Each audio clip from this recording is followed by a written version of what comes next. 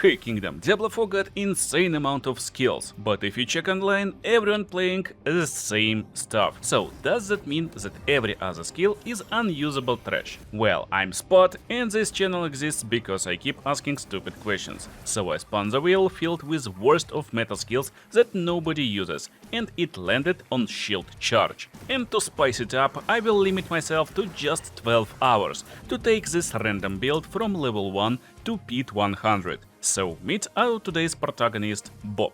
Choo choo Bob. So let's begin. First thing Bob did was pick up a letter made specifically for him. Small problem, Bob can't read. This will be very important information in a minute, so remember it or soon you'll forget. Then I went to Zabinzet to start new seasonal quest line, and finally to Temis. Just by touching the cube I already hit level 2, and I can spend some skill points, but more on that later. Right now the main goal is simple, level up as fast as possible. To do it I need exactly this, double health tide war plan. You'll understand how game breaking this pretty soon, when you see experience fly.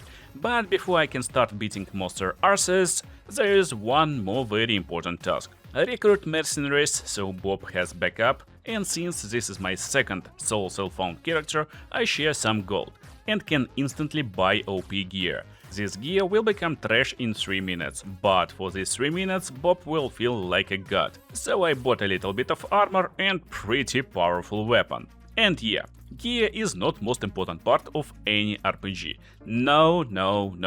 The most important part is customization. So this is how the true hero of Sanctuary looks like. Choo choo! And let's not forget the pet. This little body will pick up everything for me so I can focus on main goal, beating monster arses. And of course, I'll do it in Helltide area. Wait a minute. Something is not right. Why I can't attack? Oh yeah, I forgot Bob can't read and he missed the important line. Need to use shield, yeah.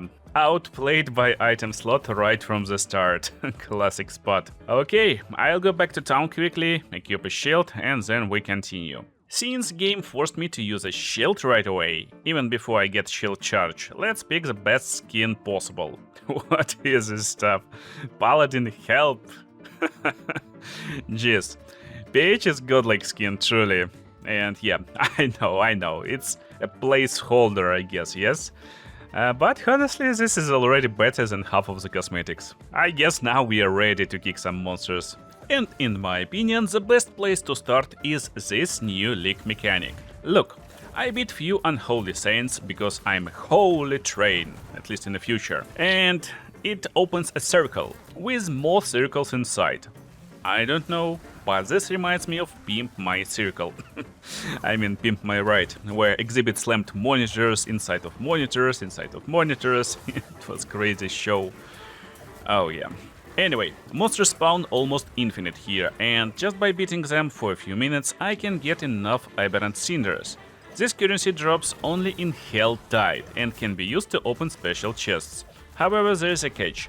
Helltide is only in one area on the world map and it changes every hour. So if I don't use currency right now, in 5 minutes this area changes and all cinders will disappear. So I need to be fast and I'll open the chest now. And actually this will be my biggest mistake this run.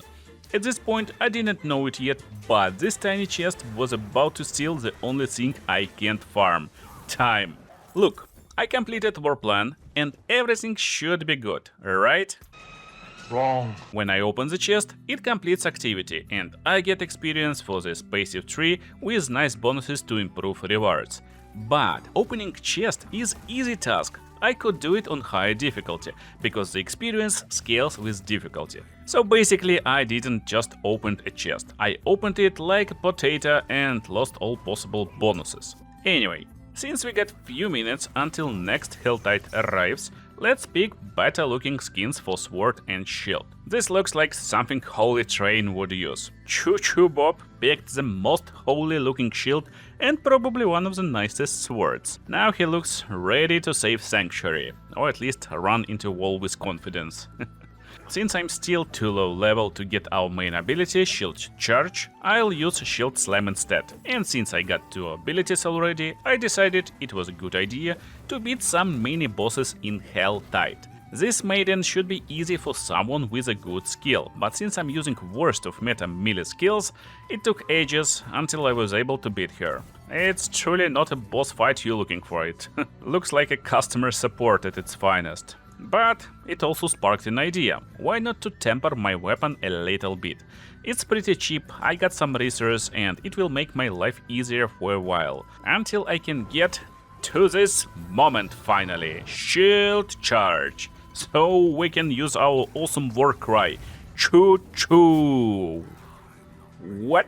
Oh jeez. Now you see it? You see why no one plays this skill? Damage is low. Actually, low is bad word. It's pathetic. It's just non-existent. Shield Charge does not deal damage, it deals disappointment to me. And on top of damage that can only hurt my feelings, we got a cooldown. Yes, I can't even use the skill when I want. My main skill is taking coffee breaks between attacks. So how am I supposed to use this crap? Well, the Wheel of Random decided to test my sanity today, and we got a goal at least. Somehow make this skill playable. It definitely will be better if I can get better helmet skin, since for some reason it's bugged and I can't hide it right now. Wait. You know who is it? It's like Alex Murphy. I made actual Robocop, Choo-Choo Cop. Oh, sanctuary crime rate about to become 0. Or whatever he told in the movies. But probably mostly because I can't catch anyone with cooldown. Anyway, after I got enough cinders, I finally remembered to log out, switch difficulty, and open chests to get higher warplan experience. Bob still can't read, but I can learn after suffering once. So I finished this quest line and got enough experience to hit level 15. This is a great level, because that's where Bob gets promotion. He can choose to become anyone, but he decided to stick with Juggernaut. Now casting Juggernaut skills will consume Resolve, giving 80% increased damage, which is already cool, but on top of that I'll get 20% increased size. Bob dreamed to increase size forever, and this finally happened. At the same time, minimum Resolve will be increased by 1 and won't be consumed by enemy hits, so it also 25% bonus to armor forever basically. We got damage, armor, size, basically every RPG stats that makes a man happy. Anyway, let's get back to business. And boom! Lucky again, double Hell Tide. I need to beat 6 or 7 of them to get enough experience, so since I already have cinders for 2 more chests, I'll just go and collect them. Oh, that's why you want to be careful. You see, I just lost half of my cinders by dying. In a normal run, this is annoying. When I'm time restricted to 12 hours, this can be lethal. Luckily, I don't need them right now, so let's finish this war plan.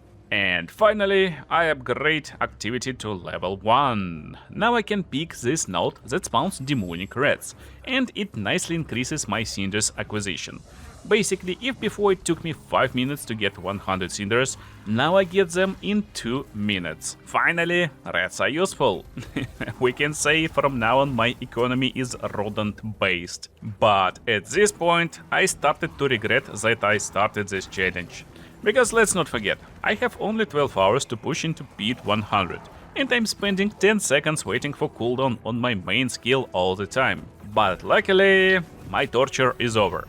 Because after hitting level 20 and reading through a bunch of skill mods, I found that I can turn Shield Charge into a core skill. This means no cooldowns and I can channel it as long as I have mana. Yes, Diablo developers decided it's nice to make basic skills generate mana and other skills spend mana. Then they made it even simpler by giving this mana different names on different characters. For Paladin, this ball called Face, but I'm Spot, so I call it mana.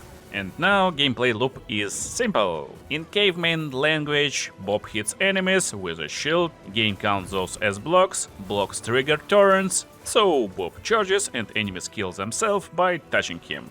But to be more specific, I use Clash to generate mana and trigger buffs for block chance. Then I spend it on our monster beater, Shield Charge.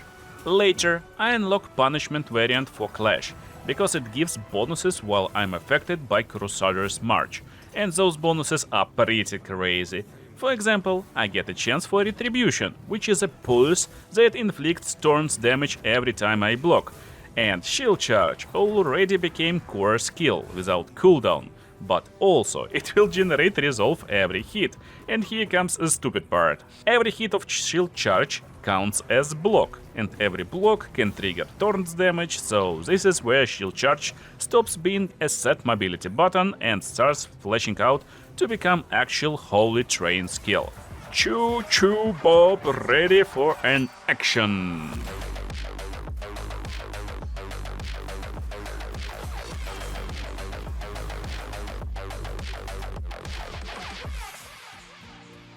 Oof, gameplay is a lot better now, and I finally have some vision where we're going. But here is where my mistake from the start played out. You see, I focused mostly on leveling war plans, while keeping my own level low. The reason is simple.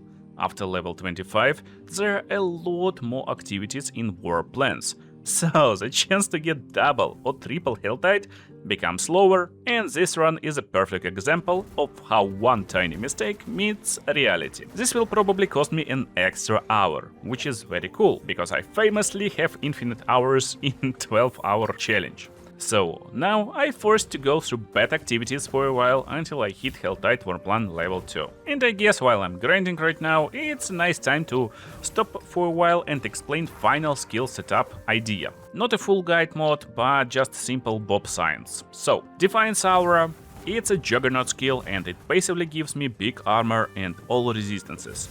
Survival in Diablo 4 is important, especially if I plan to push high torment tiers and not instantly become minced meat. It can also be used actively to become unstoppable, but honestly I mostly want passive bonuses. I picked Max Life and improved these bonuses with Potency. And even though defense is important, let's not forget best defense is offense. So I'll pick Rite of Thorns variant.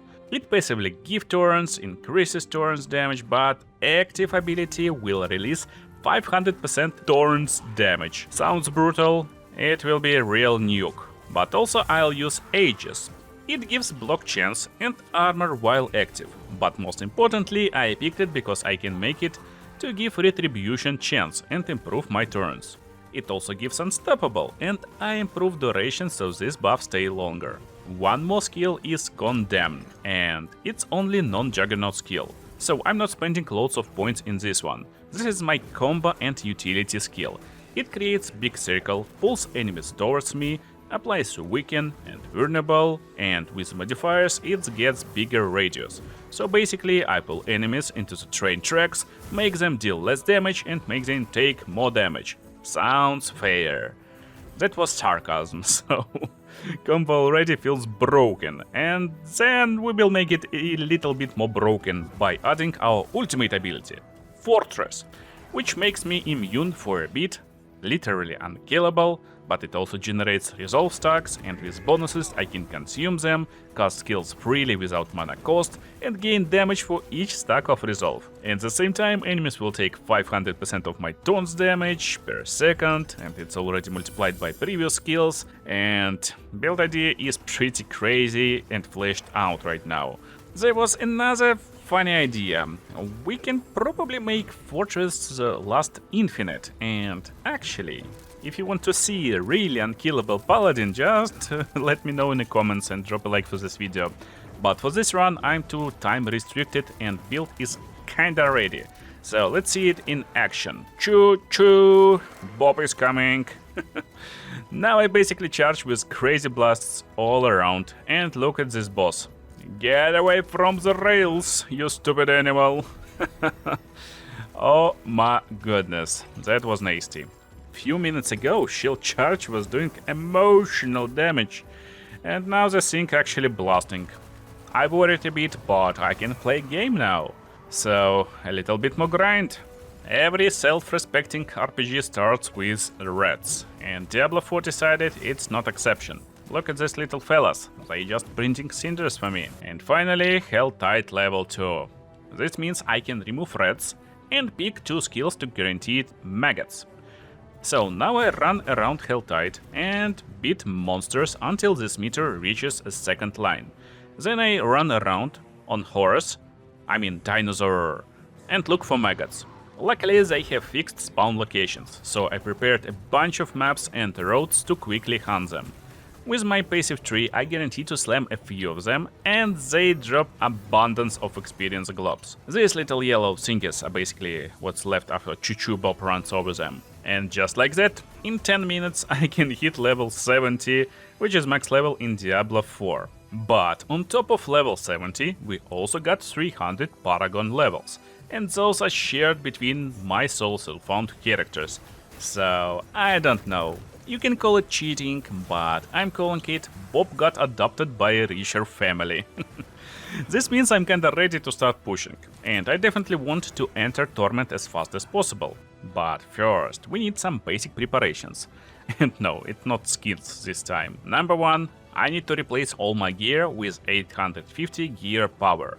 Gear power basically means how good the base item can be.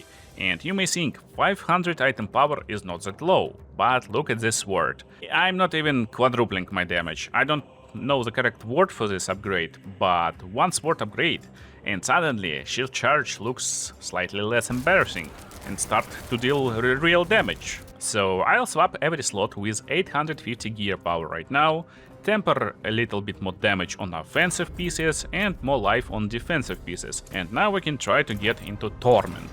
So, since I got some power from Paragon, let's start with Speed tier 20, which is Torment 3. Speed is activity that I need to beat to unlock higher tier of Torment.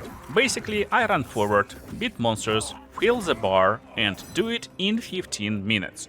I'm already pressured by my 12-hour challenge, and now the game also brought a timer. Very polite, Diablo, thank you. Anyway, when the bar is full, there is a boss, and if I beat him, after I blast this placeholder on tier 20 pit, we unlock the next Torment tier. And that's really important, because the game is gatekeeping different parts from me. For example, even if I can see set charms on lower difficulties, they start dropping more frequently only from Torment 3, and that's where we are now. Set charms give insane bonuses, and smart person would probably stay here and farm for a while. But I'm Spot, and I don't play RPG to be reasonable. In my experience this season, to actually finish full set, I need to farm at least on Torment 6 or 7. So let's push there. And let's start with Torment 7 on Pit tier 50. I definitely feel a little bit weaker for this difficulty. So now it's time to show my skills with the full wombo combo potential. I can pull enemies, activate buffs and trigger blast, create fortress if needed and melt those busters. Honestly, this is my favorite playstyle in any RPG. I like having a little setup to activate some awesome screen clearing tools. And it feels like I'm actually playing the game, not just staring at the flickering epilepsy simulator while holding one button. But let's be honest, sometimes we just need to dump it down to one button. Not today though, because I'm dead. And dead again. Yeah, dumping it down to one button is possible, but not with my current Bob. It will require a little bit more than 12 hours of grind that I gave myself for this series. As you can see, boss takes too long, so we can safely say it's the wall. And that's basically my approach with random builds. I limit test, I get slapped, and then I get feeling what I'm missing. Right now, answer is simple: Bob needs just better gear, better damage, and probably apology, since I was too hard on this skill before. It actually feels a lot funnier right now. Therefore, let's roll back to comfortable difficulty, which is Torment 6 for me right now, and we will grind here for a while. Look, bunch of ancestral items. Sometimes they're kinda bad, but they always have 900 item power. This means base version is just better than 850, and thanks to the Horadric Cube, I can actually craft them into desired, maybe even perfect mod combinations. So now we're not just picking trash from the floor, we're picking fancy trash and forcing it to become S tier loot. Look here, I got gloves with perfectly rolled critical hit chance, this called greater affix. And because I got shield in offhand, I want more offensive power for my gloves, so I will go to Horadric Cube and add affix. To make sure it's not a random one, I will use aggressive tuning prism, so it will roll only aggressive and offensive modifiers. First roll is pretty lucky, all damage multiplier, very good. So I'll add one more modifier. Now I got strength. It also will improve damage of skills, and last modifier will be critical strike damage multiplier. This gloves is already almost perfect, but I can visit enchanter to customize it even more. So basically, if I hit at least 3 mods that I like, I can reroll fourth one, and I decided to reroll a low roll of critical strike damage multiplier. If I don't like outcomes, I can do no change and continue rolling, but every time I roll it costs resource and also more and more and more gold. So that's kinda risky move, but eventually I finally landed on a really good higher critical strike damage multiplier and picked it. Looks great. Let's test it in Nightmare Dungeon. Okay. Oh, at least I see damage now. Yeah, it was hard on Torment 6, but jeez. I guess it's still nice if I use combos, so come over here. Oh yeah, feels great. I mean, build is fun, but will it be fun to face boss? Oh jeez, he melted in like 3 seconds. Ooh, dungeons are so easy now. But I intentionally used only rare items till this point. Well, kinda intentionally. I just didn't have the aspects I needed anyway. So, here's the short version. Some items are legendary, and this means they have cool extra powers beside normal stats, like damage, critical hit chance and stuff like that. And cool part is I can destroy legendary items at blacksmiths and save their power in my codex, and then put this power, which called aspects, on crafted items. There are different ways to get them: upgrade items to unique items and disenchant them, use mercenary currency to barter for aspect chests, farm dungeons, hell tides, or just get lucky. Basically, Diablo gives you many ways to not get things you want. I'll explain my final aspect setup later, but here are a few examples that I used before final build, and you'll see how broken they are right now. Northern Guard gives me ability to freeze enemies when I block, and since every shield charge hits count as a block, I freeze enemies all the time. Holy freezing train. And since shield charge is channeling skill, channeling aspect improves all damage while I'm channeling, that also makes my torrents damage hit much harder, so yeah, aspects are really important. We got the same stupid build now, but it actually slaps. And there was one more really important thing that gave me ability to farm super fast, and probably that's how I was able to actually finish the challenge in time. While I was looking for offensive aspects by spamming swords, I got lucky roll. Oh my goodness, look at this sword. Okay, if I'm lucky right now, we can hit something cool, but probably I will run out of scrolls. Basically, there's a chance for this, exactly for this, for maximum perfect roll. I did not have enough resources to upgrade the sword initially, but I finished craft pretty soon. At this point, I switched my war plan focus mostly to pits, because by farming pits I'm getting glyphs. There are around 40 different ones, but I needed only 5, and it will take a while until I get them. So this is actually very efficient. I'm upgrading war plans, farming aspects, and preparing for the next important upgrade step at the same time. For once in this run, I look like I know what I'm doing. Very suspicious. And you're probably thinking, wow, Spot knows exactly what he wants from this build. And that's actually what most people do when they start adventure in ARPG like Diablo or Path of Exile. They prepare everything in advance, open spreadsheets, and then do whatever spreadsheet told them to do. But I'm Spot and I don't like to play like this. I mostly just roll with whatever game gives me. So if you like random and stupid stuff, just subscribe. And this approach actually got me here. Look, Gate of the Red Dawn. It just dropped, and this is a unique item. Difference between legendary and unique is massive.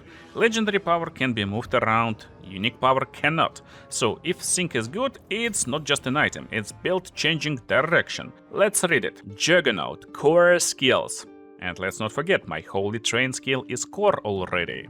They will be empowered by more than 100% and also store damage dealt up to 10 times.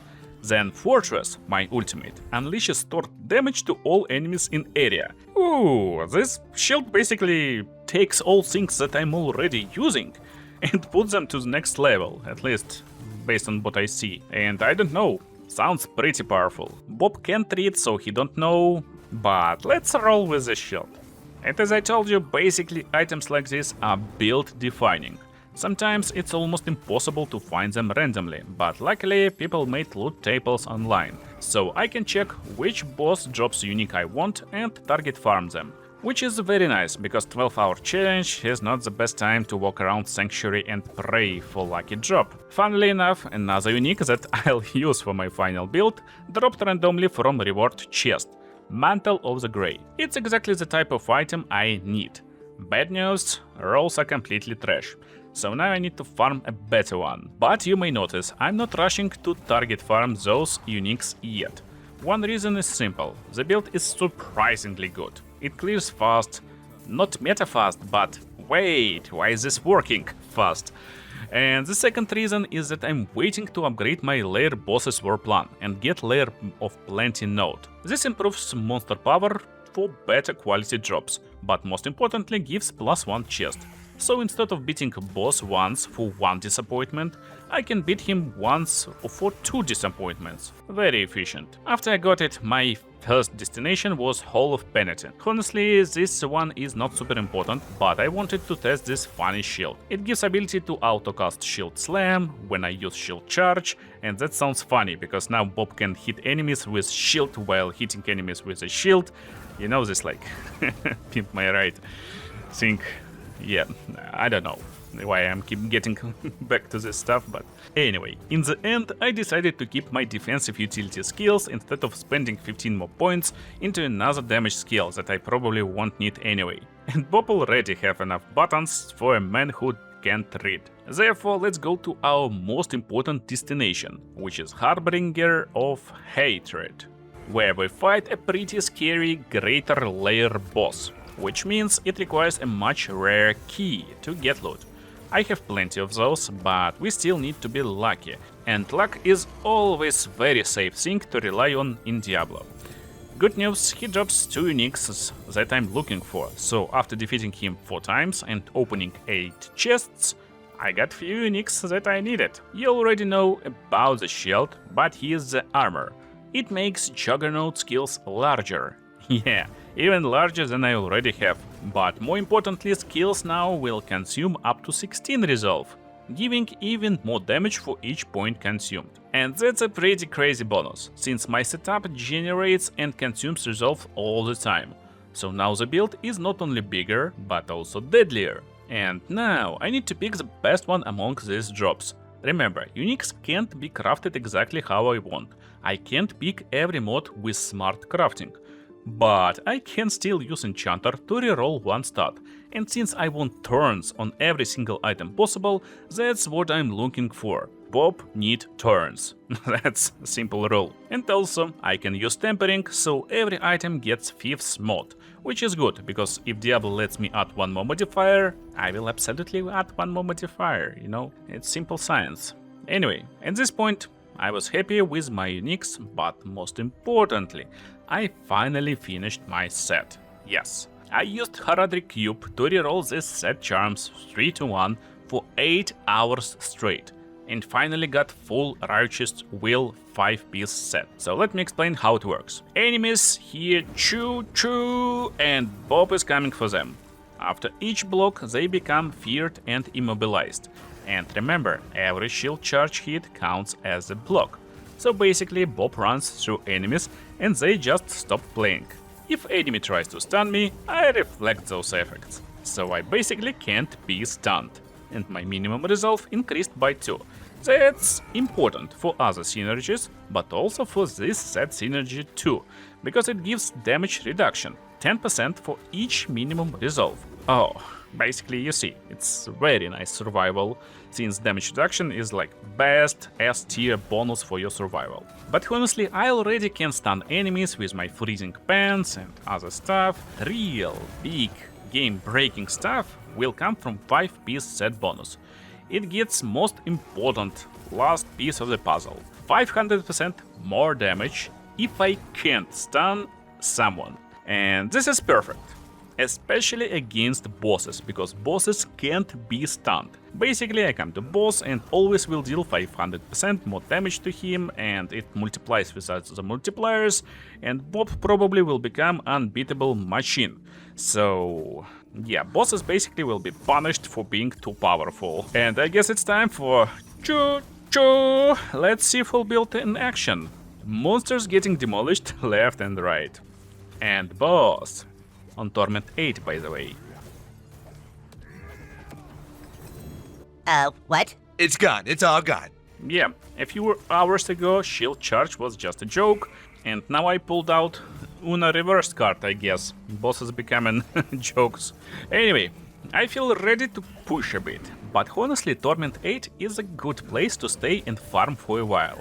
And it was only 9 hours from challenge start. So I still had time to farm because I was missing 2 aspects for the final build. But while I'm nervous trying to find the last pieces of the puzzle, you, my friend, are lucky, because Spot from the future can show you every aspect I was hunting for and every gear piece in the final setup. For equipment, I mostly focused on turns, critical damage, critical hit chance, physical damage, strength and cooldown reduction. That's basically it. And with Tempering, I rolled multiple times until I got maximum resolve stacks, because that stacks my fortress damage multiplier to the moon. First aspect is Glenn's Anvil. It increases maximum resolve and gives me enormous damage reduction. You already know Mantle of the Grey, but I'll show it with my runes socked. Nothing crazy with the runes, basically I want to increase my critical hit chance and get Earthen Bulwark for barrier and other synergies. Offensive aspect Juggernaut's Covenant was really important, because it multiplies damage from consuming resolve stacks by 100%, which is insane, so I slammed it on these perfectly rolled critical hit gloves. On pants, I used Warlord aspect, which gives me damage reduction after using basic skills. And since I need to use basic skills anyway, this is free survivability. Aspect of Excellence gives me improved chance for retribution when I lose 8 resolve. And I lose resolve all the time by consuming it, so now while I'm charging, Bob shoots turns like a minigun. Holy Train finally got weapons with this aspect. Funny part about boots, I added Defiance Aura Potency tempering over here to improve armor, life and other stats. On weapon, I slammed Lapis Scripture, which stacks enormous amounts of thorns after I consume resolve, and again, I consume it all the time. That's my shield, and now Chivalry. Bristleback on Amulet because it's more powerful in this slot. It gives me insane percent thorns when I block, and yes, I block every hit, if you forgot. Ring with Vanguard aspect gives me ability to increase damage by insane numbers with Juggernaut skills, and last aspect is Redirected Force, which gives critical damage based on my block chance. My block chance is already increased by auras and other skills, and if I block, this bonus doubles, and yeah, I block every hit. I hope you already remember this stuff, but just in case, I will remind you that I can block every hit. Yeah. That's basically how Bob works. And I guess you can see how this monster build comes together and how this works. We stack block, resolve, consumption, torrents, armor, and this somehow turns into billions, trillions of damage. But this only works because Paragon boards and glyphs tie everything together. So first glyph is Revenge. It improves Ryan notes and makes target take increased damage from me after I inflict Torrent's damage. That's my board. Then Sentinel. It gives increased damage for each stack of resolve, and more damage with Juggernaut skills and to close enemies. I slammed it into Shield Bearer board, which gives increased damage based on my block chance. That's the board. To the right side I got Spirit, which increases critical strike damage. I slammed it into beacon board, which gives me 90% increased damage when mercenary is nearby. I could joke that Blizzard is greedy corporation and nicely gatekeeping this node from people without expansion mercenaries. But it's Paladin, so this whole class is gatekept behind expansion anyway. And that's the board.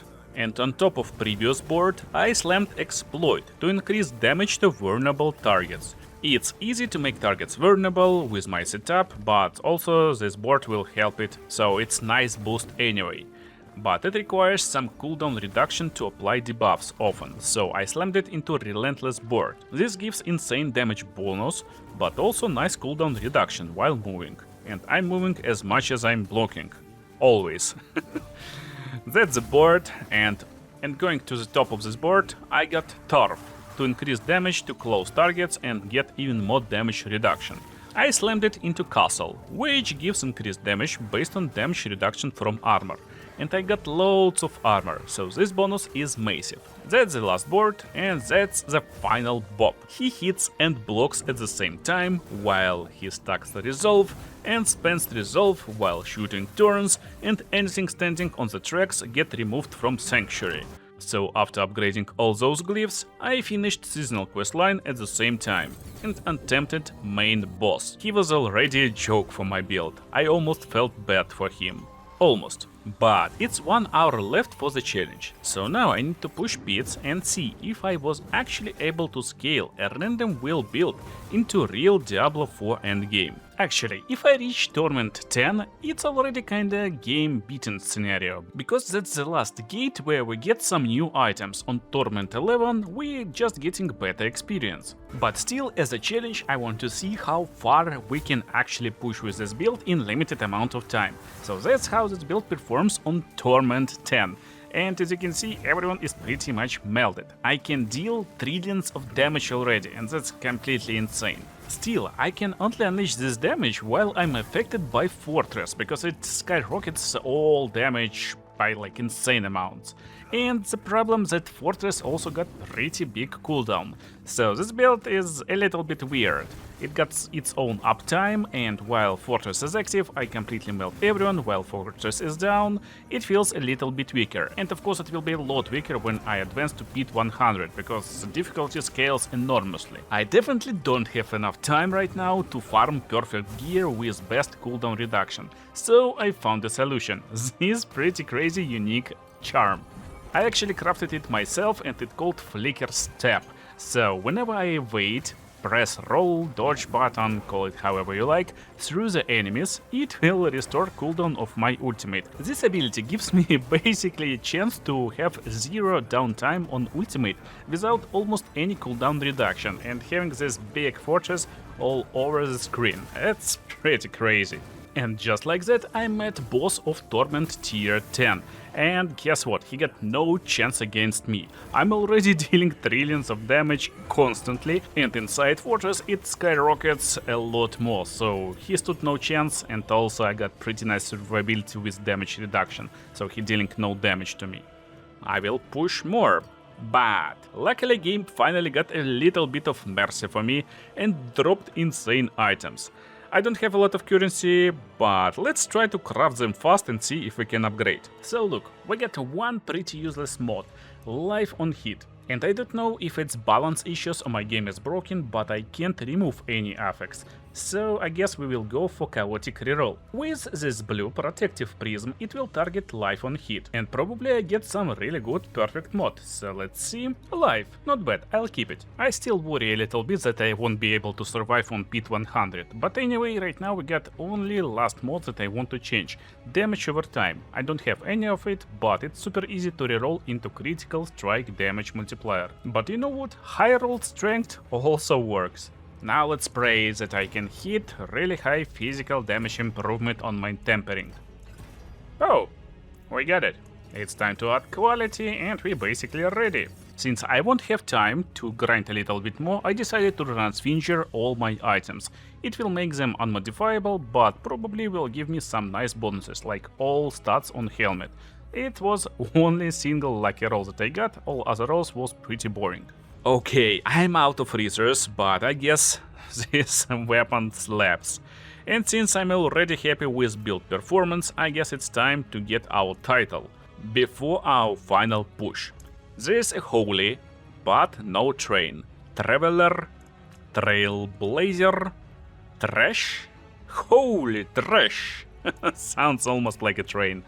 And honestly, that's exactly what this build was like at level 20, so it will work. Let's see how Holy Trash performs against Pit 90, which is Torment 11. Alright. Choo-choo! Oh, okay. They are melting.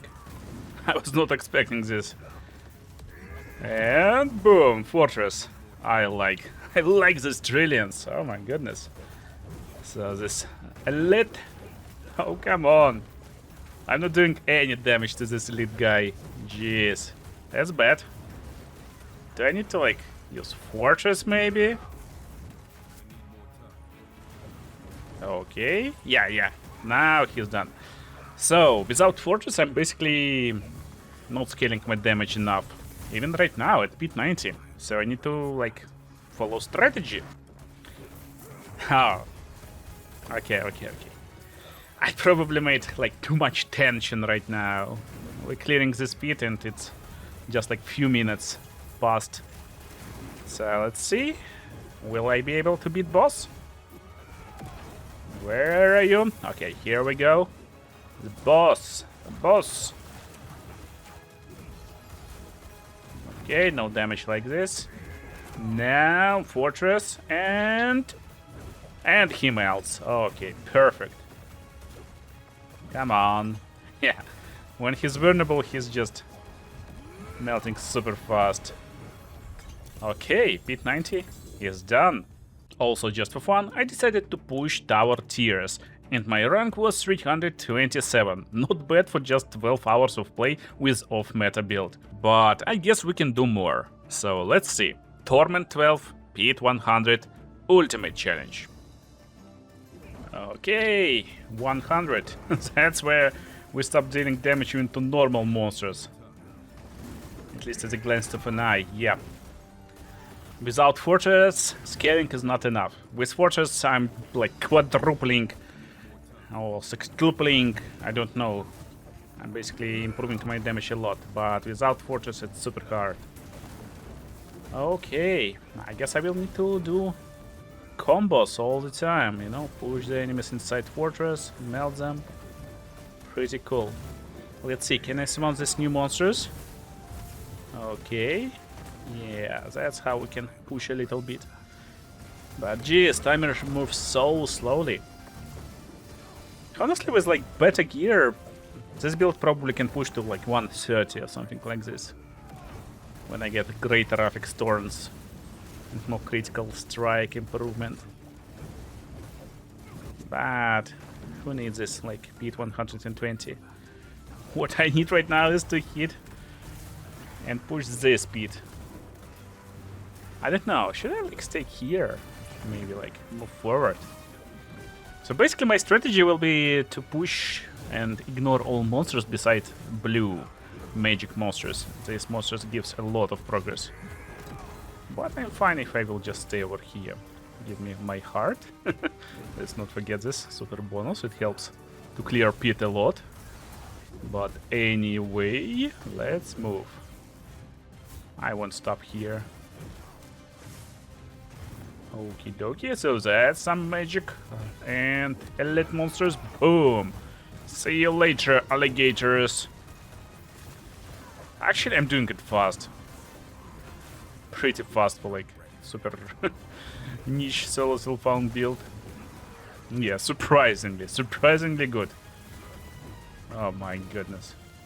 Okay, it took me 4 minutes to meet the final boss. So let's see. Oh, he definitely melts. Slowly, but he melts. I guess my biggest problem right now will be if he starts to one-shot me with some random abilities. But I doubt it will be a problem. I don't see any like amount of damage he inflicts on me. I probably resist like all damage possible. But I don't know, if he's stunned, he should not be able to be stunned. Yeah, he's not stunnable. There's like a big sign about him. Boom. Come on, please. Don't one-shot me, bro. Can I do it in 5 minutes? Oh no, he will survive. Yeah, anyway, by the way, full challenge took me around like 11 hours and 30 minutes, something like this. So, pretty good, and we did it! Somehow, Holy Trash did it. Random build, 12 hours, speed 100. Bob started this round without ability to read shield requirement, and ended it deleting bosses with a movement skill. So, is shield charge trash? Well, at early levels, absolutely. But with enough block turns, resolve and some uniques, it becomes real crazy powerful skill. That's why I love random builds. Sometimes the wheel gives me garbage, sometimes the garbage starts going choo-choo. And I hope you enjoyed the video. Watch other ones on the screen right now and see you in the next ones.